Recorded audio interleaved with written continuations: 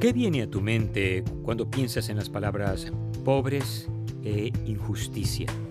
Si eres como yo, muchas imágenes inundarán tu mente, quizás sean personales, algo que te sucedió a ti o a alguien que conoces. Quizás tus pensamientos pasen a una escala más global.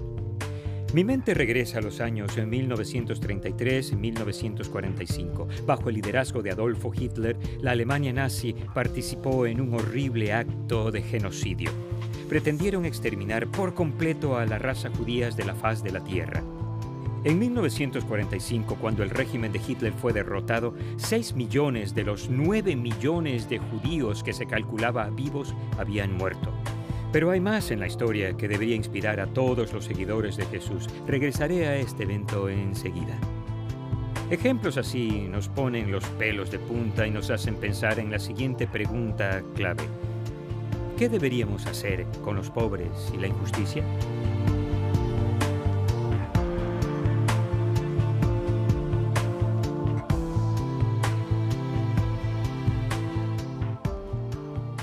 Al leer la Biblia de principio a fin, esta idea clave queda grabada con convicción.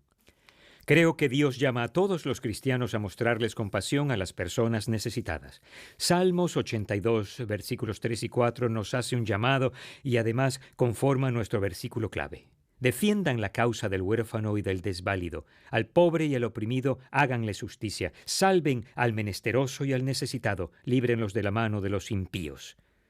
En este contexto, Dios les habla a los reyes y los jueces del mundo. Ellos se reúnen en la gran asamblea para oír los casos que se les presentan. Decidirán justamente o olvidarán a los débiles y oprimidos en favor de los que pueden beneficiarlos. Dios dice que está sentado en el trono del juicio y juzga a los jueces y gobernantes humanos según como lo hicieron ellos. Dios se preocupa intensamente por los pobres y un día enmendará todo agravio, todo acto de injusticia. Y un día, cuando al fin restaure su reino sobre la tierra, gobernará de tal modo que no habrá pobres entre nosotros ni ninguna injusticia nunca más.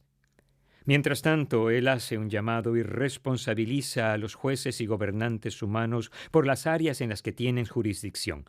Pero este llamado va más allá de los jefes de los gobiernos, se extiende a cada uno de los seguidores de Jesús.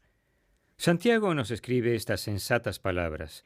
La religión pura y sin mancha delante de Dios nuestro Padre es esta: atender a los huérfanos y a las viudas en sus aflicciones. Los más vulnerables e impotentes en aquel tiempo, e incluso en el nuestro, son los niños y las viudas ancianas. La palabra de Dios nos dice que la situación de los pobres y la injusticia son asuntos de los seguidores de Jesús. Él llama a todos los cristianos a mostrar compasión por los necesitados. En esta ocasión en particular, un líder religioso judío le pregunta a Jesús: ¿quién es mi prójimo? Él intentaba conseguir que Jesús limitara en público la definición de prójimo a las personas que son como nosotros, de igual denominación, la misma raza y muy educadas, en esencia personas que lo tienen todo.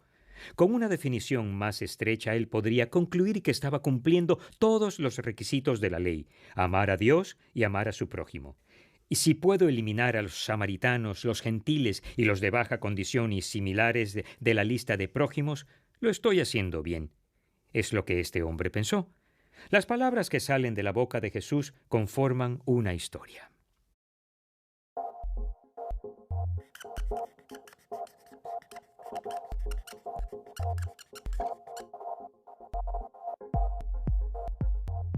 Cuando Jesús viajaba por Israel con sus seguidores, sanando y enseñando, las personas a veces le hacían preguntas sobre Dios y acerca de cómo seguir mejor los caminos del Señor. Muchas veces, Jesús utilizaba historias para comunicar lo que quería que la gente entendiera. En una ocasión, un hombre que era un experto religioso intentó probar a Jesús. Él dijo que sabía que la ley judía le ordenaba amar a Dios y amar a su prójimo. Sin embargo, este hombre le preguntó a Jesús: ¿quién es mi prójimo? Así que Jesús les contó una historia, tanto a él como a los que estaban a su alrededor. Bajaba un hombre de Jerusalén a Jericó y cayó en manos de unos ladrones. Le quitaron la ropa, lo golpearon y se fueron, dejándolo medio muerto. Resulta que viajaba por el mismo camino un sacerdote judío, quien, al verlo, se desvió y siguió de largo. Así también llegó a aquel lugar un levita, otro líder religioso judío, y al verlo se desvió y siguió de largo. Pero un samaritano, un integrante de un grupo de personas a quienes los judíos despreciaban, que iba de viaje, llegó a donde estaba el hombre y, viéndolo, se compadeció de él. Se acercó, le curó las heridas con vino y aceite y se las vendó. Luego lo montó sobre su propia cabalgadura, lo llevó a un alojamiento y lo cuidó. Al día siguiente, sacó 2 monedas de plata y se las dio al dueño del alojamiento. «Cuídemelo», le dijo, «y lo que gaste usted de más se lo pagaré cuando yo vuelva». ¿Cuál de estos 3 piensas que demostró ser el prójimo del que cayó en manos de los ladrones? «El que se compadeció de él», contestó el experto en la ley. «Anda entonces y haz tú lo mismo», concluyó Jesús.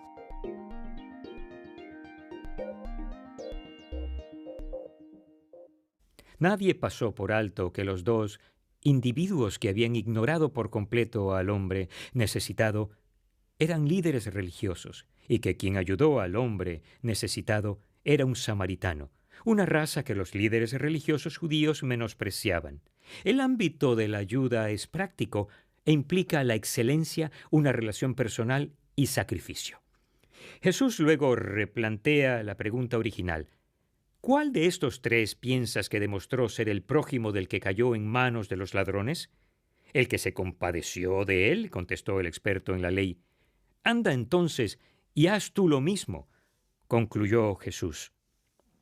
La pregunta correcta no es «¿quién es mi prójimo?», sino «¿quién demostró ser un prójimo?». Una maestra de la escuela le contaba a su clase la historia de un buen samaritano. Describió la situación con gráficos detalles para que sus alumnos captaran el dramatismo. Y le preguntó a la clase, si vieran a una persona a un lado de la carretera herida y sangrando, ¿qué harían? Una de las niñas rompió el silencio. «Creo que vomitaría». Antes de ser críticos con el sacerdote y el levita, admitamos que se necesita un corazón compasivo y un estómago fuerte para no huir ante quienes están heridos. Pero como cristianos no debemos huir, sino avanzar a ellos e involucrarnos. Imagina si cada uno hiciéramos nuestra parte para ser un buen prójimo. Un buen amigo mío es escritor y cineasta. En un festival de cine, un grupo de personas vio una vieja película de la vida de Corrie ten Boom titulada El refugio secreto. Corrie fue uno de los valientes que proporcionaron un escondite para que los judíos se ocultaran de Hitler y su ejército. Después de la película, un anciano se acercó a mi amigo y le comentó de los jóvenes en bicicleta que ayudaban en el transporte y a poner a salvo a aquellos judíos. Mi amigo le preguntó cómo sabía tanto de aquellos jóvenes. La respuesta, yo era uno de ellos. Hans Pauli se llamaba, un joven cristiano que estudiaba física en la universidad en Holanda. Se sintió afectado por las injusticias contra los judíos. Hizo lo mismo que un puñado de jóvenes estudiantes cristianos. Dejaron la universidad y se unieron para hacer algo al respecto. Al final, muchos de aquellos estudiantes perdieron sus vidas, pero fueron los responsables de salvar las vidas de cientos de judíos que vivían en Holanda. Durante varios años, Hans contó esta historia con largas conversaciones con mi amigo y el meticuloso diario que guardaba. La historia de esos valientes jóvenes cristianos se conserva en una película titulada El regreso al refugio secreto. Cada vez que veo esa película, mis ojos se llenan de lágrimas y entonces recuerdo las palabras del salmista. Defiendan la causa del huérfano y del desvalido, al pobre y al oprimido háganles justicia. Salven al menesteroso y al necesitado. Líbrenlos de la mano de los impíos. Alguien calculó que el 5% de la población participó en matar a los judíos. Solo otro 5% de la población se puso en pie para detenerlo, pero el 90% de la gente no hizo nada. Nada. No hicieron nada mientras seres inocentes eran perseguidos, torturados y asesinados. Jesús llama a sus seguidores a integrar ese 5% de los que hacen algo para ponerse al lado de los pobres y contra la injusticia. ¿Estás dispuesto?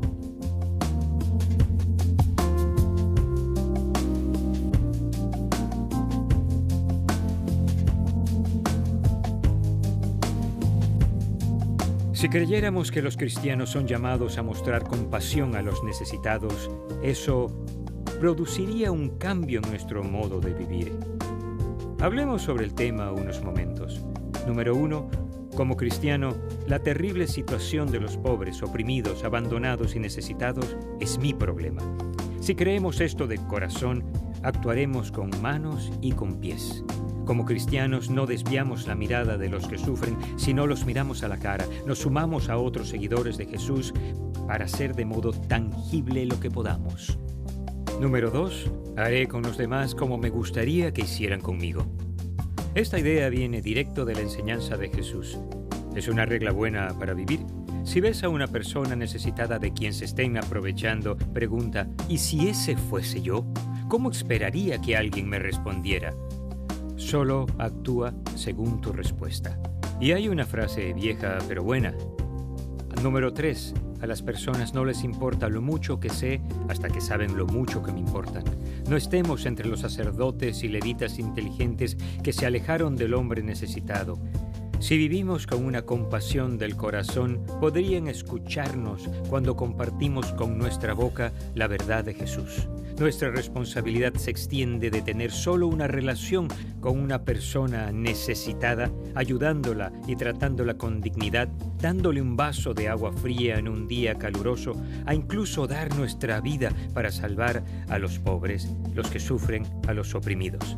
Si el corazón está en el lugar correcto, Dios nos dirigirá a los que haya planeado de manera específica que ayudemos. Siempre que se preguntan, ¿dónde está Dios cuando se trata de los pobres y la injusticia en la tierra?